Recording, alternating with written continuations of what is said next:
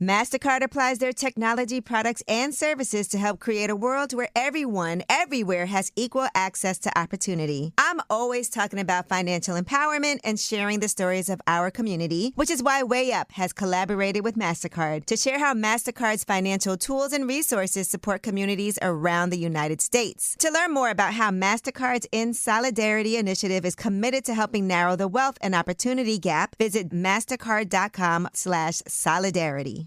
From cozy breakfast nooks to formal dining areas, Ashley has versatile dining options starting at just $499.99. And for a limited time only, you can receive a $250 mattress credit with the purchase of any 6-piece bedroom set. Plus, get 60 months special financing on select in-store purchases made with your Ashley Advantage Synchrony credit card. Shop and save today, only at Ashley. Subject to credit approval. Minimum monthly payments required. No minimum purchase required. See ashley.com for details.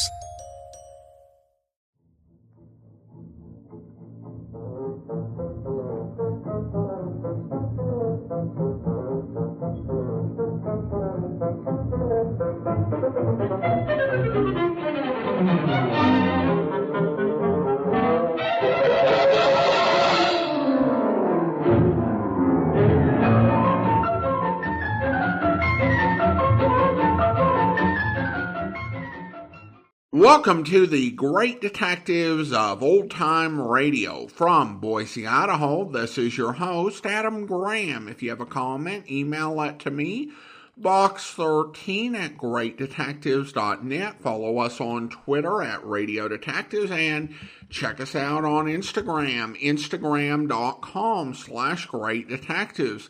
If you're enjoying the podcast, please follow us using your favorite podcast software. I do want to encourage you to check out our other podcasts. Today, I am highlighting the amazing world of radio at amazing.greatdetectives.net. The series has been on hiatus since the end of last month, but we are actually returning tomorrow with a special episode honoring the late, great James Earl Jones. And we'll be playing a 1960s radio jam in which he appears. And we have done these with a wide variety of different stars, including Ed Asner, Betty White, Tony Bennett, and of course then you have our regular summer series that are chosen by our Patreon supporters. Most recently, our Batman Villains of Old Time Radio, as well as some spring series, holiday specials. There's a lot to listen to. You can check it out at Amazing World of Radio website, amazing.greatdetectives.net. You can find links to all of our podcasts at our main page at greatdetectives.net. Well, now it is time for this week's episode of Bulldog Drummond. The original air date on this one is April the 21st, 1948. The title is Devil Flats, but it's also known as Ghost Town. Let's go ahead and take a listen. MasterCard applies their technology, products, and services to help create a world where everyone, everywhere has equal access to opportunity. I'm always talking about financial empowerment and sharing the stories of our community, which is why Way Up has collaborated with MasterCard to share how MasterCard's financial tools and resources support communities around the United States. To learn more about how MasterCard's In Solidarity initiative is committed to helping narrow the wealth and opportunity gap, visit mastercard.com/solidarity.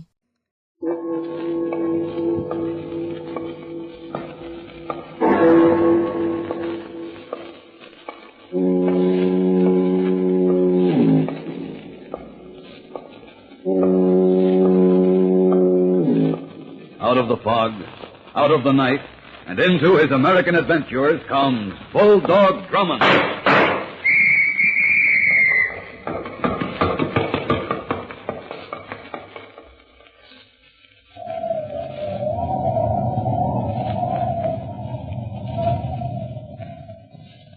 The ghost town, a stark and desolate corpse, lies bathed in a shroud of pearl-gray moonlight. This is a place dead and forgotten. But some say it is not altogether forgotten. Some say that on moonlit nights, when the wind blows in from the desert, a solitary figure in black vengefully prowls the sand-swept streets. In his hand, there is a heavy rope tied into a noose, and at his side, there walks a wolf dog. Some say that on such nights, if you stand on this hill overlooking the town, you can see the man in black stalk the streets. And they say if you keep your ear to the wind, you can hear his animal howl a hymn of death.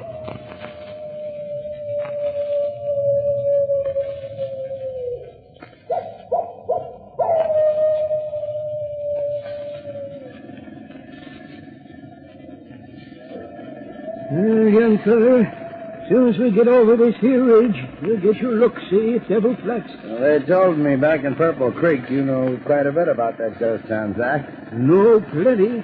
More than any critter in these parts. By the way, young feller, what you say your name was? Evans. Carl Evans. Evans, that's right. Yeah, that reporter feller from East. Feature writer for the Herald Sunday Supplement. Funny. I thought you said you was one of them reporter fellers. Never mind. It amounts to the same thing.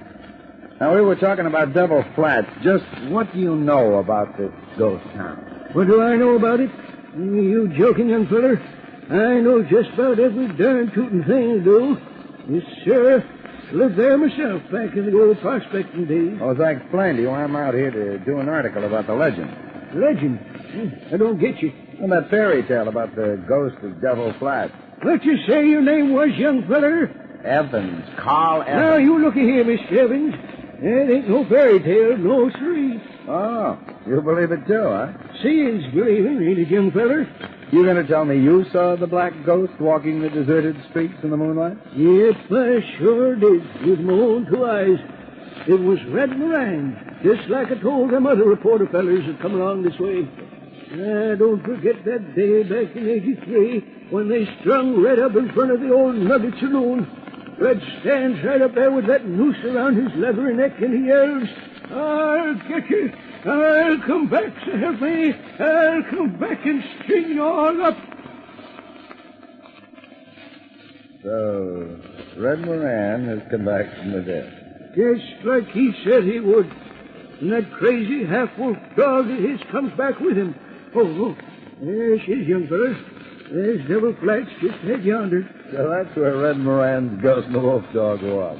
Hey, maybe you wouldn't be so gosh darn cute about it, young feller, if you come as close to Red's noose as I did. Yes, sirree, about 6 months ago. I come out here to Devil Flats to mosey around. I was a-standing near the old Nugget Saloon. It was a night just like this one. Moon was full and the wind was blowing in from the desert. What happened? Like I say, I'm standing by the Nugget when I hear this here funny howling sound, like a wolf was. I turn around, and then I see Red Moran and that dog of his coming up the street.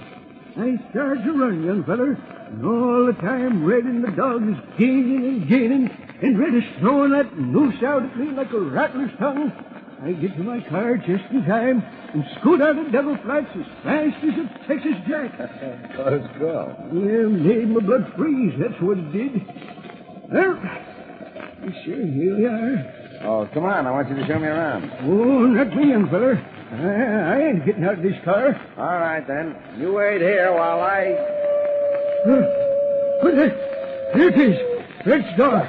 Come on, get in. We're going back. Oh, don't be a fool. That's only a coyote. Yeah, you get in this car pronto, young fella, or I'm going back without you. Yes, sir, that's no coyote. That's Red's dog. He's coming for us with that noose of his. Now, wait a minute, Zach. Are you getting in? I'm telling you for the last time, are you getting in? After I see what a ghost hangman looks like. All right, young fella. It's your own funeral. I warned you. Like I say, it's your own funeral. Yes, sir. Come back for me in the morning. I'll be waiting.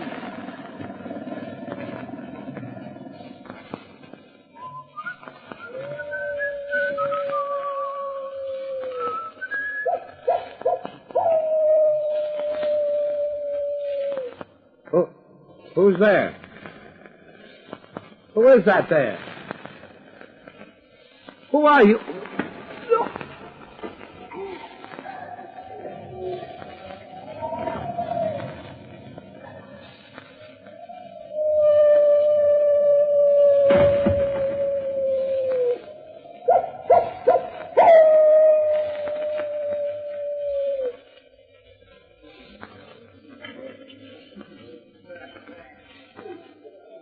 Pardon me. What'll it be, mister? Oh, nothing right now, thank you. I'm looking for someone. They told me I'd find him here at the Silver Grill. You'll find the whole town of Purple Creek here in the grill on Saturday night. Who are you looking for, mister? A man named Zachary Grimes. Zach? He's here every night. Say, aren't you the stranger who rolled in this afternoon? Well, I suppose I am. You're that detective guy they told me about down at the hotel. Now, what was that name again? Drummond. Yes, that's right, Captain Drummond. Well, welcome to Purple Creek. I'm Sam Wilson. I run the grill. Mr. Wilson, I'm anxious to have a chat with this Grimes. Oh, it's about that city newspaper man disappearing? That's what you want to talk to Zach about, isn't it? Yes, that's what it is. So, if you'll be kind enough to point out Mr. Grimes to me. Sure.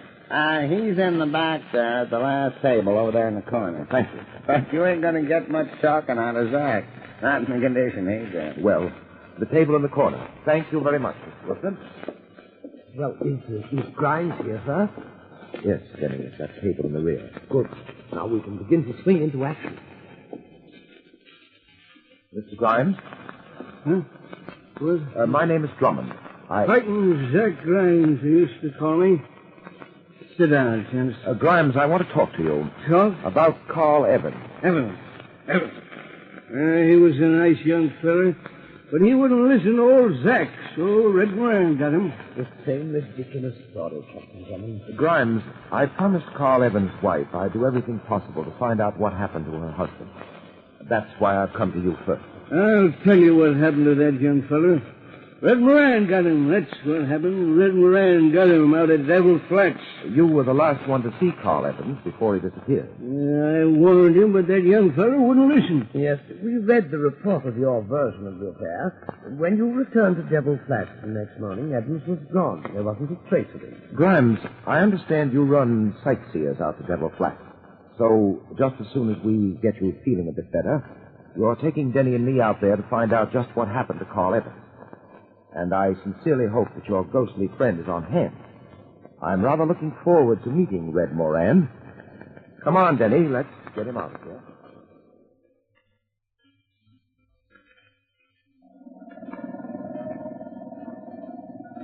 Oh, that must be it, just ahead, sir. Yep, that's Devil Flats. You say, Zach, that it was just such a night as this when you took Carl Evans out there. The moon was riding right where it is, and the wind was blowing in from the desert just like this. Well, then, Denny, I judge, according to Zach, that conditions are just about perfect for Moran and his dog to make their ectoplasmic appearance. Yeah, that ghost and his wolf dog. Really, sir, what nonsense. You gents will leak them words, I'm warning you. Red Moran is there and Devil Flats are waiting. He's waiting there to use that noose again. My neck feels rather secure. You wait and see.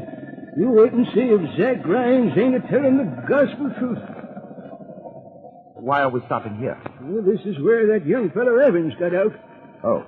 As Zach drove off, I saw him head down that way to the Nugget Saloon. Well, we'll take the same course. Come on, Denny. Yes, sir. Well, Zach? Oh, I'm not going in there. You gents won't let well enough alone, but I'm telling you... Yes, we know. But I'm sure three of us are quite capable of coping with a ghost. Come on, Zach, come on. But Captain Drummond is quite insistent in matters of this sort. I advise you to come along if you request. That's more like it. Now let's get started.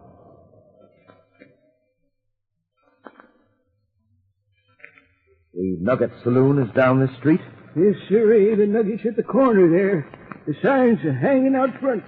That's the sign they strung Red Moran from.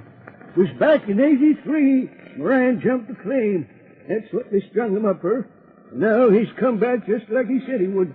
You know, Captain Drummond, there's something quite eerie about this place. Now, don't tell me, Denny, that ghost story is getting you. Well, no, sir, not exactly, but just look at this town.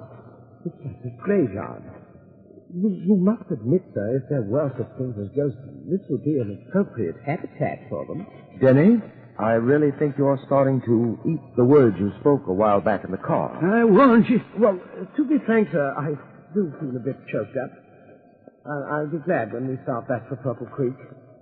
Here's the Nugget Saloon. What do we do now, sir? Have a look inside. For what? Well, according to popular legends, ghosts usually loiter around the scene of the hanging.